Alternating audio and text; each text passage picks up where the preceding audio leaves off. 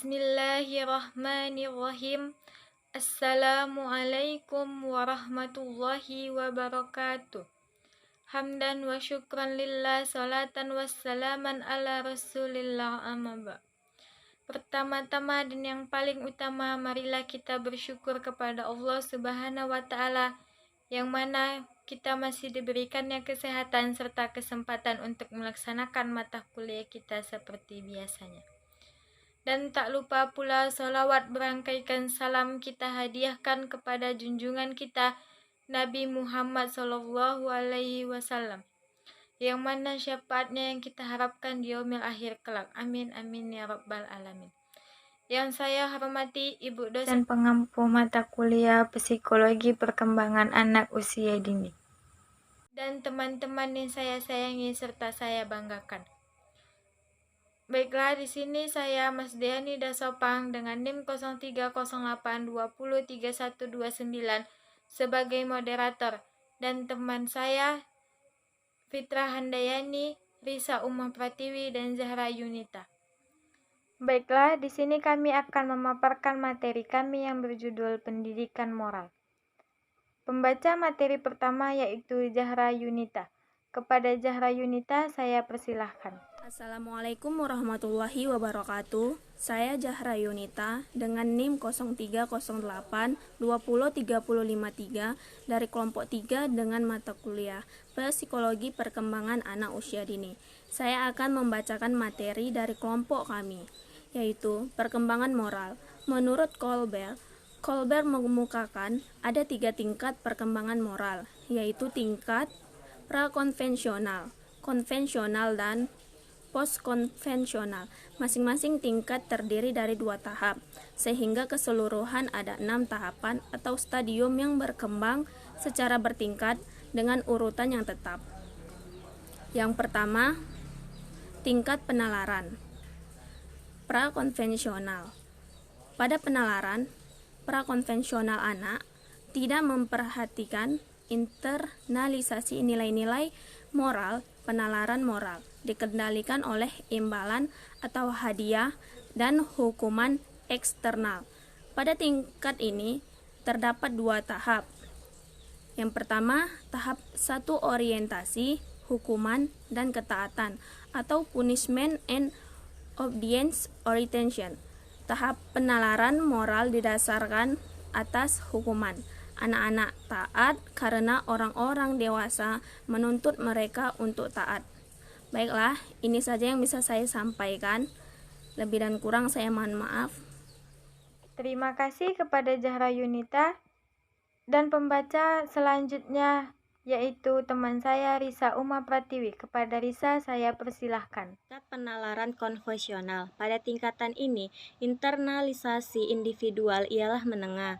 Seseorang menaati standar-standar internal tertentu, tetapi mereka tidak menaati standar-standar orang lain atau eksternal, seperti orang tua atau aturan-aturan masyarakat. Norma-norma interpersonal. Seseorang menghargai kebenaran, kepedulian, dan kesetiaan kepada orang lain sebagai landasan pertimbangan moral. Anak-anak sering mengadopsi standar-standar moral orang tua pada tahap ini, sambil mengharapkan dihargai oleh orang tuanya sebagai seorang perempuan yang baik atau seorang laki-laki yang baik. Moralitas sistem sosial. Pertimbangan-pertimbangan didasarkan atas pemahaman aturan sosial, hukum-hukum, dan kewajiban. Terima kasih kepada Risa, dan selanjutnya akan dibacakan oleh Fitra Handayani. Kepada Fitra saya persilahkan. C. Tingkat penalaran pasca konvensional. 1. Tingkat ini ialah tingkat tertinggi dalam teori perkembangan moral Colbert. Pada tingkat ini moralitas benar-benar diinternalisasikan dan tidak didasarkan pada standar-standar orang lain. Seseorang mengenal tindakan-tindakan moral alternatif, menjajaki pilihan-pilihan, dan kemudian memutuskan berdasarkan suatu kode moral pribadi. 2. Hak-hak masyarakat dengan hak-hak individual atau community right and individual right. Seseorang memahami bahwa nilai-nilai dan aturan-aturan adalah bersifat relatif, dan bahwa standar dapat berbeda dari suatu orang ke orang lain. Seseorang menyadari bahwa hukum penting bagi masyarakat, tetapi juga mengetahui bahwa hukum dapat diubah. Seseorang percaya bahwa beberapa nilai seperti kebebasan lebih penting daripada hukum. 3. Prinsip-prinsip etis universal atau universal ethics principle. Seseorang telah mengembangkan suatu standar moral yang didasarkan pada hak-hak manusia yang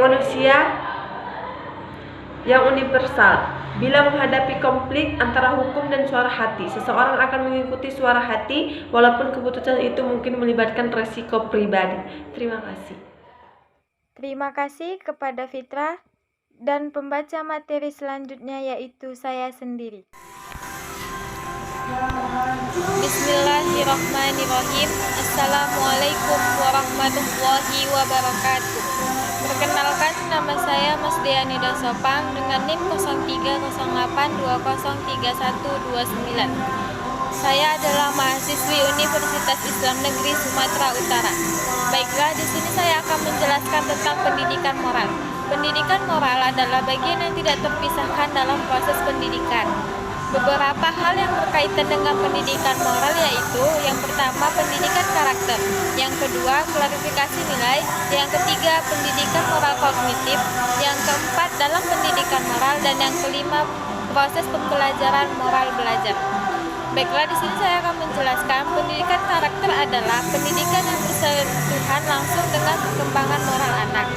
Sedangkan klarifikasi nilai adalah proses memberikan bantuan kepada setiap anak untuk memahami dan menyadari untuk apa hidup serta mengklarifikasi bentuk-bentuk perilaku apa yang layak dikerjakan.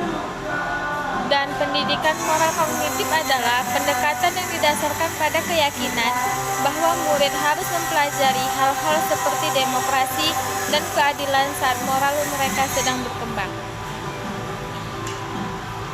Dalam pendidikan moral, untuk memberikan materi yang berhubungan dengan makna kehidupan sosial yang penuh keragaman agama, budaya, suku, ras, atau etnik, status sosial, dan lainnya, haruslah dilakukan secara tepat dan hati-hati. Para ahli pendidikan berpendapat bahwa siswa dalam pendidikan moral, khususnya anak-anak, membutuhkan orientasi, maksudnya contoh, sanksi nilai yang hidup atau teladan yang dapat dilihat, dirasakan, dan akhirnya diikuti menjadi tindakan atau perilaku. Dan yang kelima, proses pembelajaran moral belajar adalah perubahan perilaku yang relatif permanen, hasil dari latihan yang terus-menerus. Selanjutnya, menurut Searle dan Research, belajar adalah perubahan yang relatif permanen pada pengetahuan seseorang atau sifat tingkah lakunya berdasarkan pengalaman. Menurut Piaget, dalam penilaian, perkembangan moral adalah proses internalisasi nilai atau norma masyarakat sesuai dengan kematangan dan kemampuan seseorang menyesuaikan diri terhadap aturan yang berlaku dalam kehidupannya. Perkembangan moral mencakup aspek kognitif, yaitu pengetahuan tentang baik atau buruk, benar atau salah, dan aspek efektif, yaitu sikap perilaku moral yang dipraktekkan.